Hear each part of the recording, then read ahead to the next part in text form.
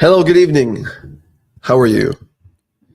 If you are facing some obstacles, this one is for you because I'm going to be talking about very briefly on how to look at it so that you can get out of that obstacle and charge forward. But before we go on, of course, I do have to go live on Instagram because, I can't be not live on Instagram. You know what I'm saying? So, people, today we are talking about this topic. Whatever we face, we have a choice. So if you feel stuck, this one's for you.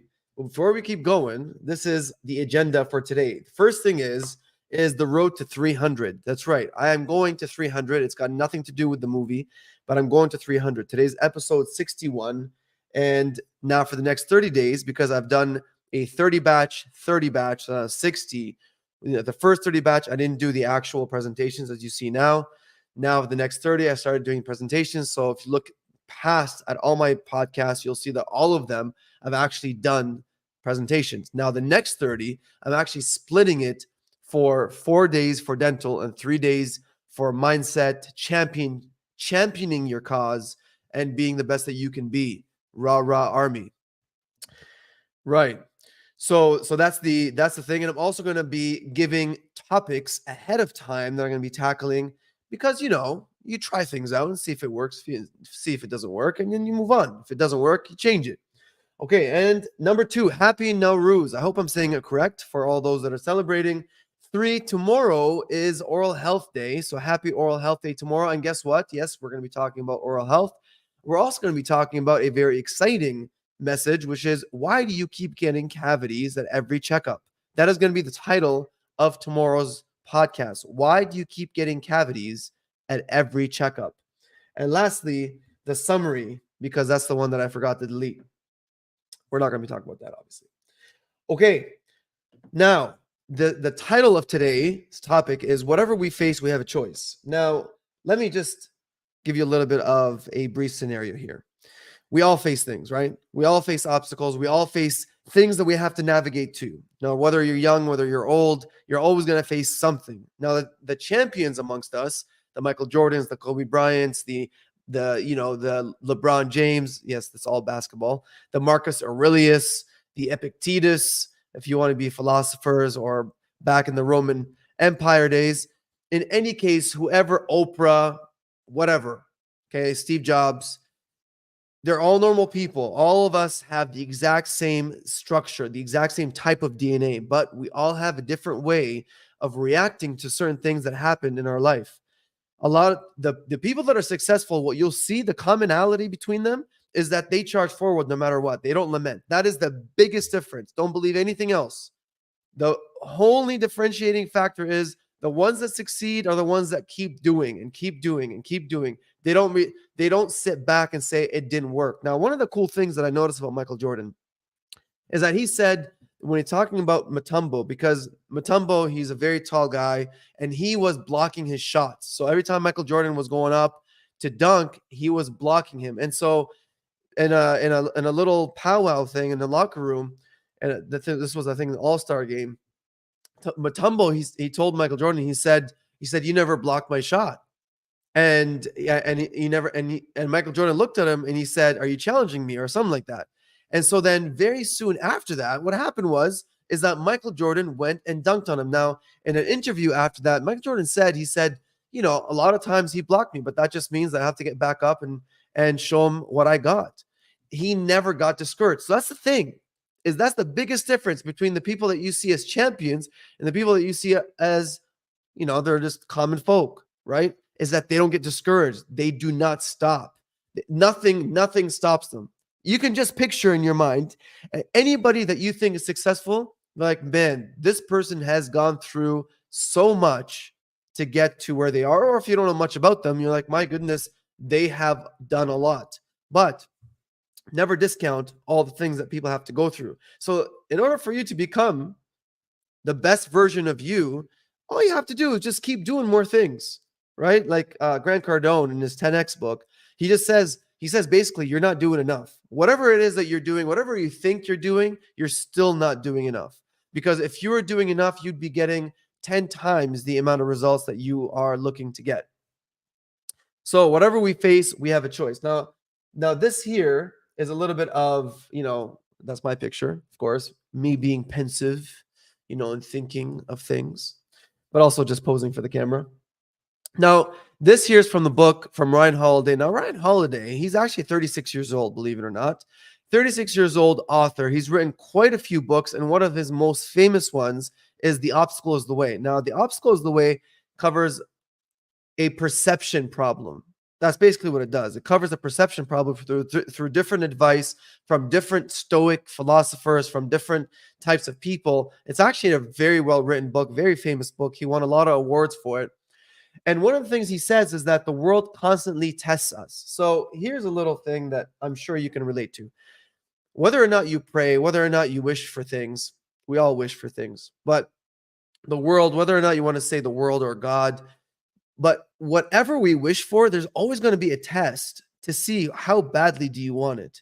So, what they say, the adage, it says, be careful what you wish for, because that's true. Whatever you wish for, you're going to be tested in the sense that there's going to be something that is going to test that wish. For instance, if you are, let's say, for instance, you're like, I wish I was more patient. Guess what's going to happen? You're going to be faced with so many things that are testing your patience to see whether or not, hey, do you deserve to be more patient?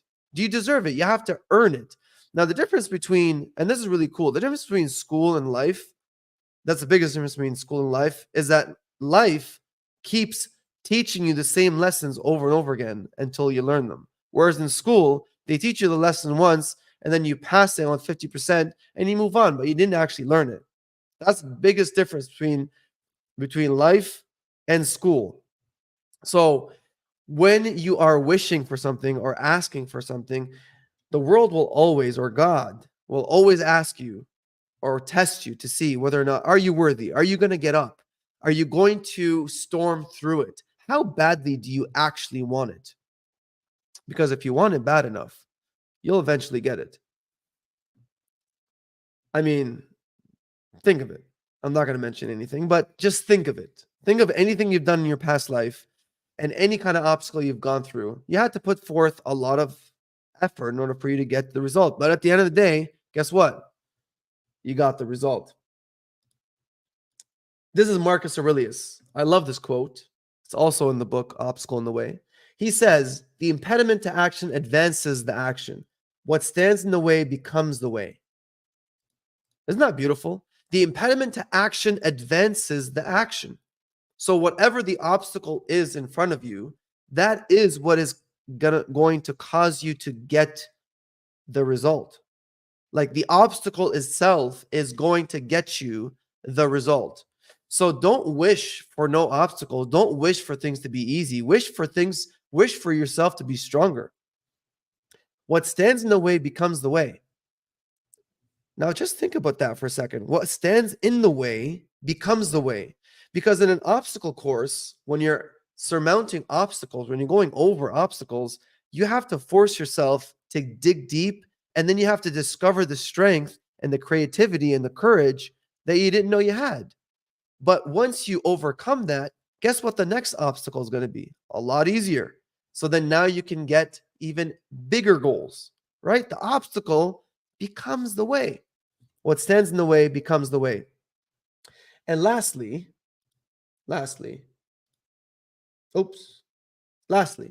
Marcus Aurelius. He is, and the reason why I put the slide is because I think he's a very fascinating character. I mean, he was a Roman emperor, very successful Roman emperor according to history. Who knows? But that's what history says. Anyway, I'm not going to discuss that controversial topic. He's a Stoic philosopher, and if you haven't looked into Stoicism, I highly recommend it. It's basically you passing through life without complaining. And he wrote the Meditations, which he became very famous for as well. He said this. He said, our life is what our thoughts make it. Now, one of the problems in life is perception. And this here is the last slide, and I'm going to end it here, is that the way, in order for you to conquer the way, whatever way you're trying to conquer, is you have to fix these three things: perception, action, and your will. Now, perception is everything, because the way that you look at things, now, whatever happens to you, you can either look at it as this is meant to strengthen me, or this is meant to test me, or you look at it as I am not good enough. Other people are better than me. You have two options always. That's why the title of this podcast says, whatever we face, we have a choice. Because between the difference between stimuli and the action is a choice. The difference between stimuli and the reaction is a choice. And it is your choice to decide whether you want to go towards a positive direction or towards a negative direction. I could tell you from my own experiences, but I don't have time for it, to be honest with you. It's been 10 minutes. But I'm sure you can think of your own examples from your own life. Now, the action requires courage, creativity, and not brashfulness or not brashness and brute force. And willpower comes from internal. Thank you so much for paying attention. I really hope that you benefited from this. I wanted to spend a little bit more time, but unfortunately, I don't have time to spend today, rather, for this. But I think it's really important because there is no human being that passes through life without actually experiencing difficulty, without experiencing obstacles. But the people that want it the most are the ones that never stop. Just keep that in your mind. So next time you face, or if you're facing something right now and you're thinking to yourself, my goodness, I can't do it. You know what? I'll end it with this. I learned this from Tony Robbins. Okay. And he calls this the triad of your state. Okay. In other words, how to get into a mood. You know how you say, I don't feel like doing it.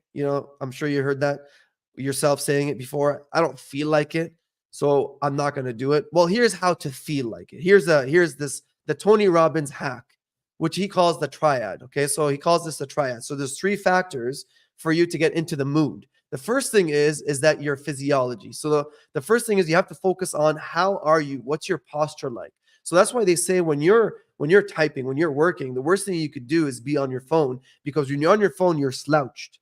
And when you're in slouched position, that gives you a very less assertive position. How many commanders do you know in the military that stand with slouched, right? There's not much authority in that. So physiology, and these things are actually really backed by a lot of studies. So physiology gives you power. It gives you mental power and gives you that confidence. That's the first thing. The second is language. What is it that you're saying to yourself? Are you beating yourself down, or are you encouraging yourself? Because whatever you say to yourself, you're going to believe. So fix your language. And the last, but certainly not least, but this is the triad. The last is your focus. So wherever focus goes, energy flows. And I talked about this in another podcast. So that's the triad. Now, once you start focusing on things, focus literally means that you're actually going to force yourself to focus on what you have to do, like the positives, as opposed to you thinking of the past, because that's the negative, right?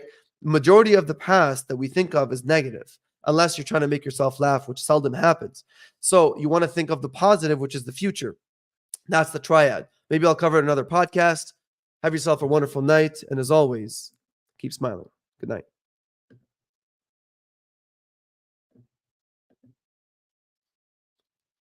Oh, and thank you for the comment, Farah Ilona. Yes, choice is the thing. Just go ahead and take the first step. That's a choice right there. You want to go for it and dwell, don't dwell. Your choice. Good topic, Docs. Thank you. Okay, well, good night, everybody.